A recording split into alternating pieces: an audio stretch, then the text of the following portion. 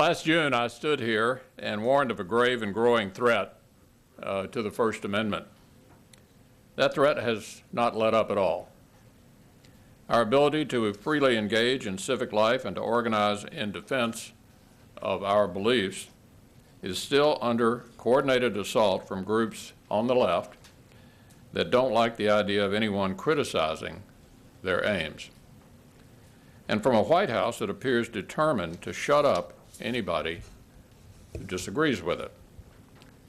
Now, on the outside, there's a well-documented effort by a number of left-wing groups like Media Matters to harass and to intimidate conservatives with the goal of scaring them off the political playing field and off the airwaves as well. An internal Media Matters memo from January 2010 showed the extent to which these tactics have been turned literally into a science. In it, we learned of the group's plan to conduct opposition research into the lives of on-air news personalities and other key decision makers over at Fox News, and to coordinate with 100 or so partner groups to pressure the network's advertisers and shareholders to, get this, by the threat of actual boycotts, rallies, demonstrations, shame, embarrassment, and other tactics on a variety of issues important to the progressive agenda. They call themselves progressives these days. They had to make up a new name after the Reagan era because the term liberal is rather pejorative to most Americans these days. Now, its multiple databases could also be used, the memo said, to remove what it describes as chronically problematic media figures. Chronically problematic media figures, or to preempt programming altogether. Then, of course, there's the widespread effort to stifle speech actually from within the government itself, something the Obama administration has engaged in from its earliest days. Some have traced this back even further to the 2008 campaign, but my central point when I was here with many of you last June, and my central point today, is this. The attacks on speech that we've seen over the past several years were never limited to a few left-wing pressure groups or even to the Disclose Act, which has been promoted over in Congress, which I'll turn to in a minute. They extend throughout the federal government to places like the FEC, the FCC, the HHS, and the SEC. And as all Americans now know, even to the IRS. These assaults often have been aided and abetted by the administration's allies in Congress, and they are as virulent as ever. As for the IRS, my own concerns trace back to a phone call I got from a constituent early last year who said he'd been subjected to excessive questioning and unreasonable deadlines from the IRS. When similar complaints followed, I sent a letter to the IRS Commissioner, Schulman, asking for assurances that there wasn't any political targeting going on. I said public confidence in the IRS depended on it. 6 weeks later, I got a lengthy response from Deputy Commissioner Stephen Miller, in which he basically told me, move along, nothing to see here. Well, we know that wasn't the case. Now we know that the IRS was actually engaged in the targeted slow walking of applications by conservatives and others who were, get this, criticizing, quote, how the government was being run. You get audited for criticizing how the government's being run? It overwhelmed them with questions and paperwork, and in some cases initiated audits on folks that have never been audited before. In one case, an IRS agent allegedly demanded that the board members of an Iowa pro-life group sign a declaration that they wouldn't picket Planned Parenthood. An IRS agent allegedly demanded that the board members of an Iowa pro-life group sign a declaration they wouldn't picket Planned Parenthood. Several pro-Israel groups have said they were singled out by the IRS for audits after clashing with the administration over its policy on settlements. Then there's the story of Catherine Engelbrecht. Catherine says that after applying for tax-exempt status for a voter integrity group called True the Vote, she and her husband were visited by the FBI, the ATF, OSHA, and an affiliate of EPA. When all was said and done, OSHA told the Engelbrechts they had to cough up $25,000 in fines. The EPA affiliate demanded they spend $42,000 on new sheds. And 3 years after applying for tax-exempt status, True the Vote is still awaiting approval. The list of stories like this goes on and on. And so now we have an administration that's desperately trying to prove that nobody at the top was involved in any of this stuff, even as they hope that the media loses interest in this scandal and moves on. But we're not going to move on. Because as serious as the IRS scandal is, what we are dealing with here is larger than the actions of one agency or group of employees. This administration has institutionalized the practice of pitting bureaucrats against the very people they're supposed to be serving, and it needs to stop. The good news is more people are beginning to catch on. Now, when I warned about all this last year, I got slammed by the usual suspects on the left, as you can imagine. They said I was full of it. I'm cleaning that up. But even some of them now realize that just because McConnell's the one pulling the alarm doesn't mean there isn't a fire.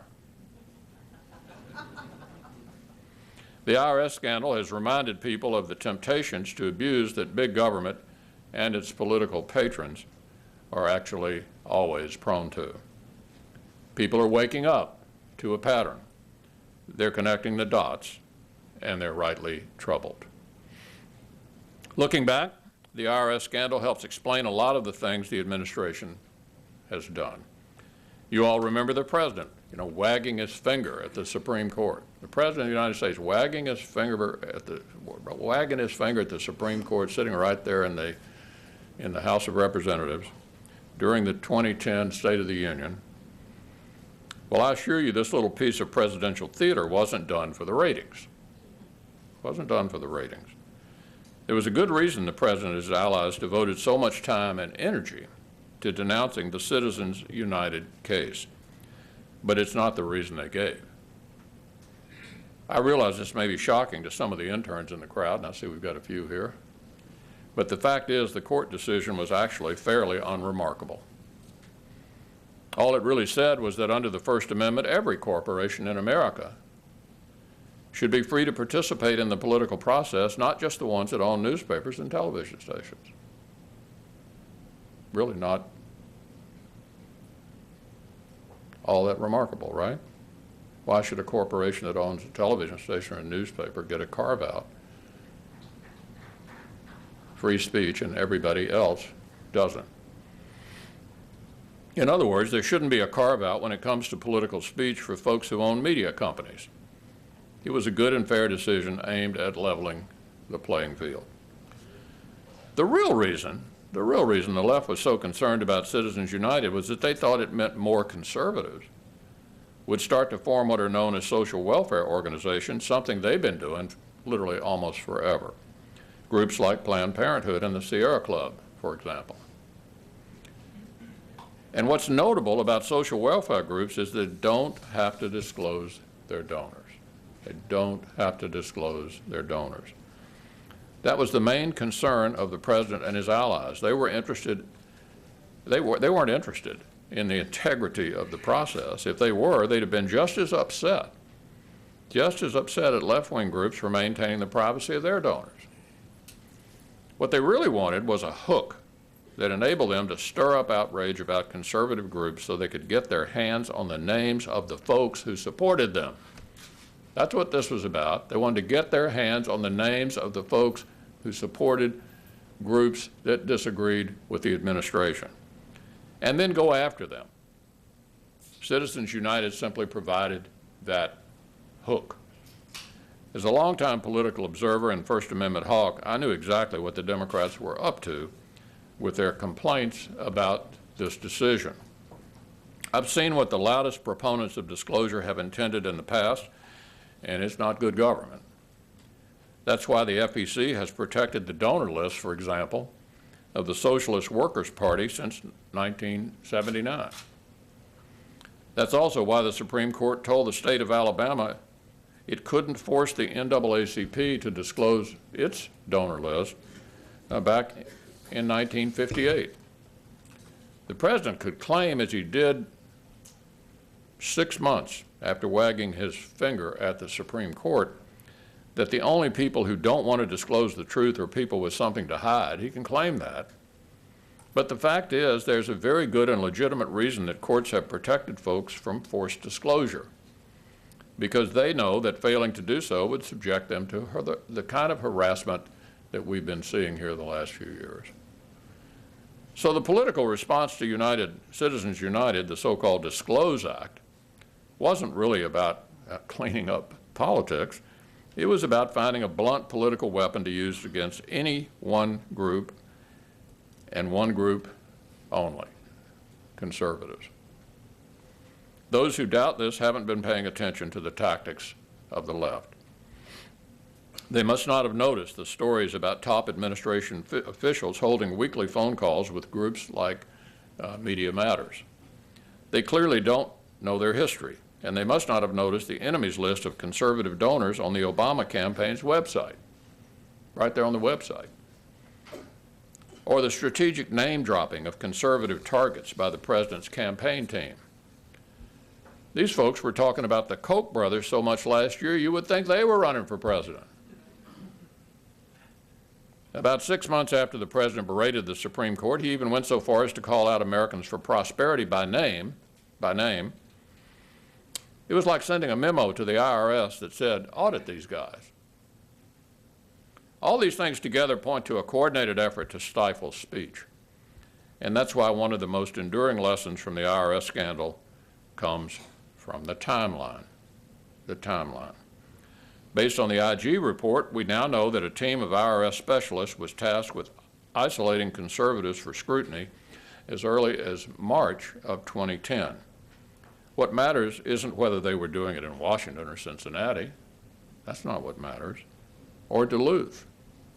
What really matters is that it coincided with a very public campaign by the president and a small army of left-wing allies in and out of government to vilify anyone who had recently formed a group around conservative causes. What happened before this targeting began is just as important as what happened after the targeting began. What matters here was the atmosphere. What matters is the culture of intimidation. The culture of intimidation this president and his allies created around any person or group that spoke up for conservatism or against the direction the president and his administration wanted to take us. The so-called special interests, he said, would flood the political process with money that might be coming from foreign entities. The problem, he said, is nobody knows who's behind these groups. They were shadowy. They might even be foreign-controlled. These were the kinds of unsubstantiated claims the president and his allies trafficked in from early 2010 right up and through the election. And they were just as reckless and preposterous as Harry Reid saying Mitt Romney hadn't paid taxes in 10 years. They may have been wrapped in an appealing rhetoric of disclosure, but make no mistake, the goal, my friends, the goal was to win at any cost, And that meant shutting up their opponents in any way that they could. So no, I don't believe that the president ever picked up the phone and told somebody over at IRS to slow walk these applications or audit anybody. But the truth is, he didn't have to. He didn't have to do that. The message was clear enough. But if the message was clear, the medium was also perfectly suited to the cause.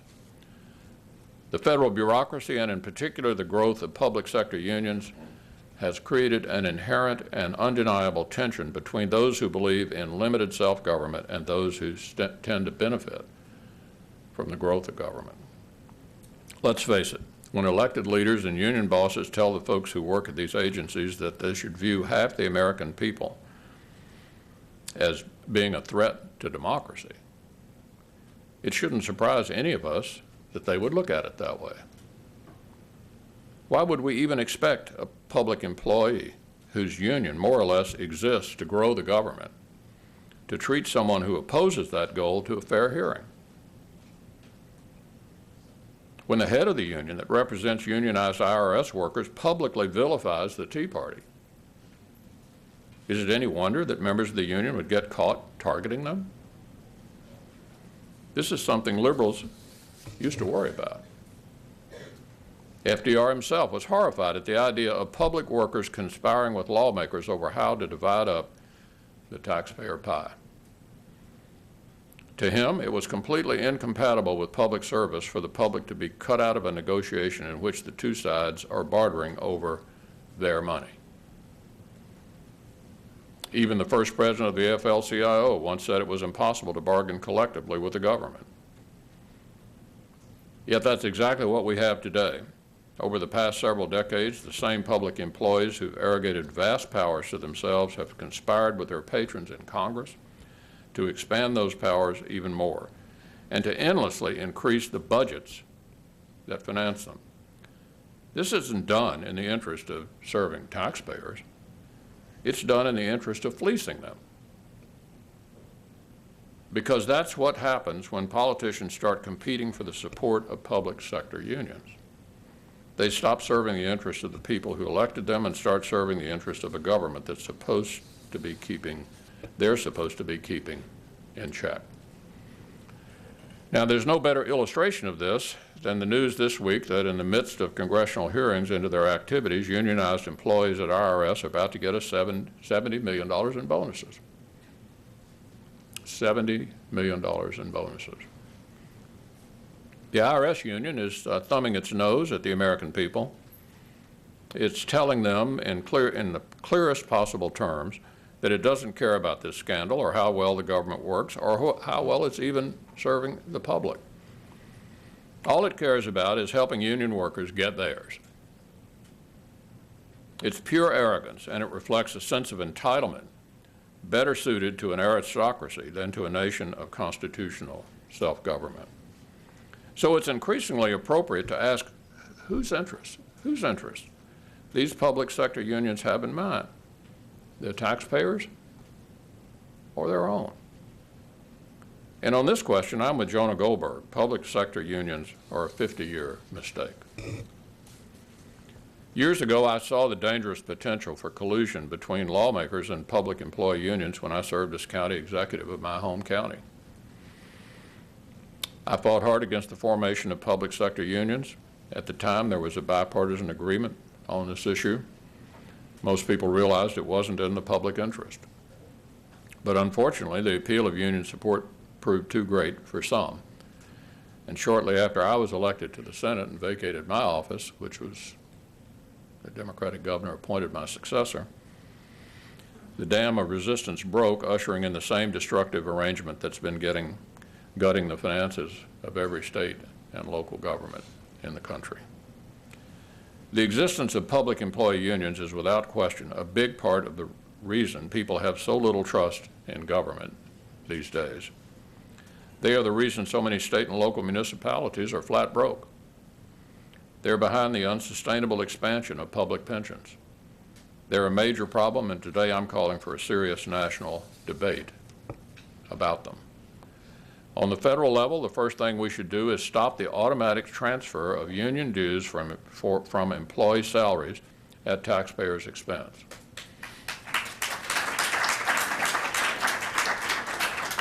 If the unions want their dues, it should be incumbent on them, not us, to pay for it. So the assault on free speech continues, and it's clearly an uphill battle. But if we're alert to the tactics of the left and take these assaults one by one, I'm confident we'll beat them back. Let me give you a couple of final examples of what I'm talking about. Right now, there's an effort over at the FCC, the Federal Communications Commission, to get groups that buy campaign ads to disclose their supporters. This is utterly, utterly irrelevant to the mission of the FCC, and we need to say so. The SEC is under pressure right now to force publicly traded companies into disclosing all of their political spending, even though it has no core interest in knowing what political causes companies might support. This proposal doesn't protect shareholders, and it doesn't lead to better corporate governance. We need to call this stuff out wherever we see it. For the left, this isn't about good government or corporate governance. It's about winning at all costs, even if that means shredding the First Amendment. And that's why we need to be vigilant about every one of these assaults. They may seem small and isolated in the particular, but together they reflect a culture of intimidation that extends throughout the government, a culture abetted by a bureaucracy that stands to benefit from it. The moment a gang of U.S. senators started writing letters last year demanding the IRS step in and force more disclosure upon conservative groups, we should have all cried foul. The moment the White House proposed a draft order requiring applicants for government contracts to disclose their political affiliations, we all should have called them out.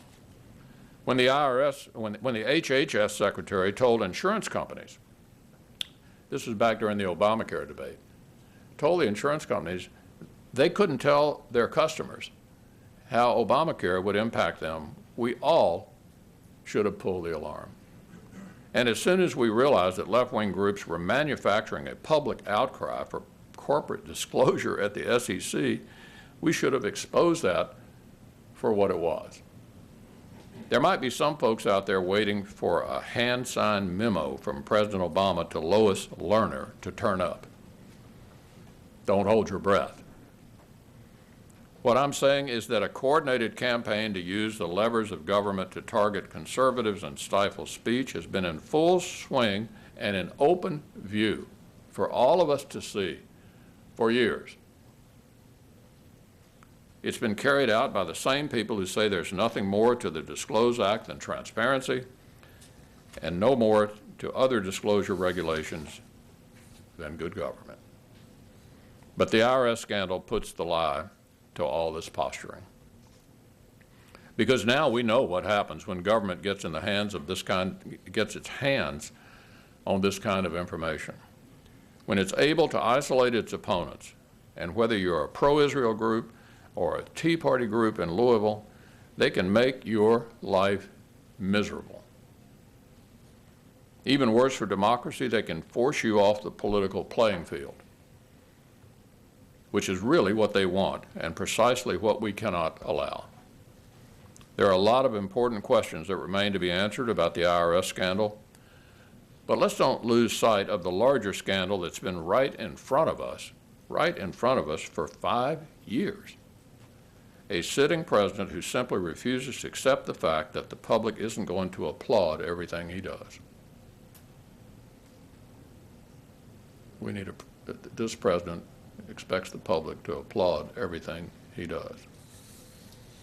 So my plea to you today is that you call out these attacks on the First Amendment whenever you see them, regardless of the target. Because the right to free speech doesn't exist to protect what's popular, it exists to protect what is unpopular. And the moment we forget that the moment we forget that, we're all at risk, from right to left. If liberals can't compete on a level playing field, they should think up better arguments. What's wrong with the competition of ideas? You know, are your arguments so weak that you have to try to intimidate and shut up your opponents in order to try to win the game? Look, the only way to beat a bully is to fight back. And that's what all of us need to do. Be wise to the ways of the left. Never give an inch when it comes to free speech. Thank you very much.